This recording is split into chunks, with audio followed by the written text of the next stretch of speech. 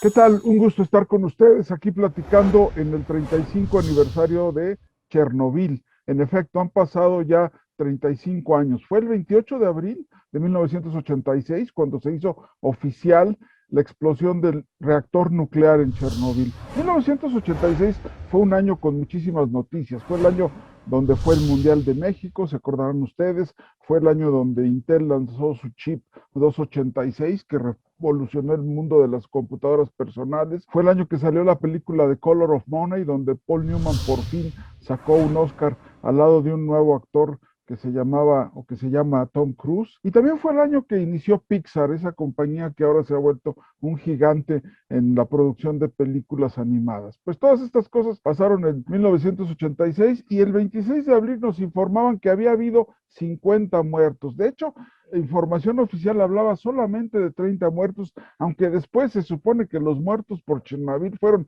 entre 90,000 y 50,000. Es decir, para que se den ustedes una idea, la pandemia ahorita vamos en cifras oficiales en 200,000 muertos, o sea que fue una tragedia más o menos de esas dimensiones. El temblor del 1985, pues según los cálculos hubo también entre 20 y 50,000 muertos. Estos 90,000 muertos la volvieron el accidente nuclear más grande de la historia.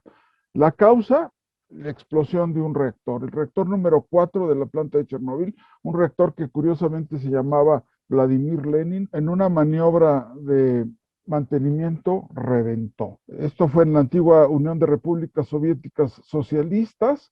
Esto estaba cerca de la ciudad de Pripyat y cerca de Chernobyl. La central nuclear estaba a 14 kilómetros de la ciudad. Las cifras oficiales les comentaba, nos decía que provocaron 31 muertos, pero pues ya se sabe que hubo radiación y hubo más de 50,000 muertos. Algunas mujeres embarazadas que fueron alcanzadas por la reacción tuvieron hijos que nacieron con malformaciones o con problemas de salud muy graves. Los niveles de radiación aumentaron de 5.6 roentgens por segundo, lo cual ya es grave, a casi 20,000 roentgens por hora. El accidente es el único que había alcanzado el nivel 7 de la escala INES. La escala INES es la escala internacional de eventos nucleares. El siguiente accidente nuclear, el que fue el 11 de marzo en Japón, también alcanzó ese nivel. Son los dos únicos accidentes nucleares tan graves. En aquel momento la temperatura en el reactor subió a 2,500 grados centígrados y se extendió un humo muy denso a través de la atmósfera que diseminó partículas radioactivas a gran distancia. Llegó inclusive a partes de Europa, de oeste y a Asia. Bueno, ya para evitar la fuga de elementos radiactivos, se construyó una cosa que le llaman el sarcófago, que tiene 400,000 metros cúbicos de concreto, 7,000 toneladas de estructuras metálicas para taparlo. Se lo hicieron en 206 días en medio de condiciones muy difíciles. Antes del accidente, en la ciudad esta cercana a Chernobyl vivían 14,000 personas. La ciudad actualmente tiene 500 habitantes, o sea, prácticamente menos del 5% de los que ahí vivían. Más de 100,000 kilómetros quedaron afectados por la radiación. 100,000 kilómetros aproximadamente es la extensión del estado de Oaxaca o la extensión del país de Portugal. Fíjense ustedes nada más que esta explosión nuclear equivale, según los expertos, a entre 400 y 500 bombas de las que se lanzaron en Hiroshima. Tristemente faltan 24,000 años, lo oyeron bien, 24,000 años, 240 siglos, para que los niveles de radioactividad vuelvan a niveles aceptables para vivir. ¿Cuáles fueron las causas? Bueno, ya les digo, explotó un reactor nuclear donde hacían una prueba para un turbogenerador, hubo fallas eléctricas, lo dejaron para la noche, no estaban bien preparados, no siguieron todas las normas de seguridad, no hicieron caso a las alarmas del equipo que sonó, no les hicieron caso, siguieron trabajando y bueno, pues ahí tienen ustedes, la explosión se dio, ¿no? Además, las autoridades han reportado que ha habido un gran incremento en pacientes con distintos tipos de cáncer, ¿no? El costo de la catástrofe se estimó en 18,000 millones de dólares. Si estos 18,000 millones de dólares, pues miren, la catástrofe del PIB en México después de la pandemia, haciendo comparaciones, si vamos al 5% del PIB, estaríamos hablando de 50,000 millones de dólares. O sea, la catástrofe de Chernobyl en un día es equivalente a todo lo que hemos vivido en la pandemia dividido entre dos en un año, ¿no? 115,000 personas tuvieron que ser evacuadas y reubicadas, muy poca gente recibió ayuda financiera, como les decía, una gran área quedó contaminada con radiación. Y bueno, las consecuencias fueron el declive de la Unión Soviética. Ya el muro de Berlín se había caído en 1989 y el mismo presidente en aquel entonces, Gorbachev, dijo que esto aceleró la desintegración de la Unión Soviética. La Unión Soviética acabó desintegrándose en 1991. Después de este accidente, claro, como siempre pasa, después del niño ahogado se tapa el pozo, pues se han incrementado las medidas de seguridad en todas las plantas del mundo. ¿Qué aprendimos de este desastre? En primer lugar, que es muy fácil destruir y muy difícil construir. Siempre ha sido así. Es mucho más fácil destruir algo que construirlo.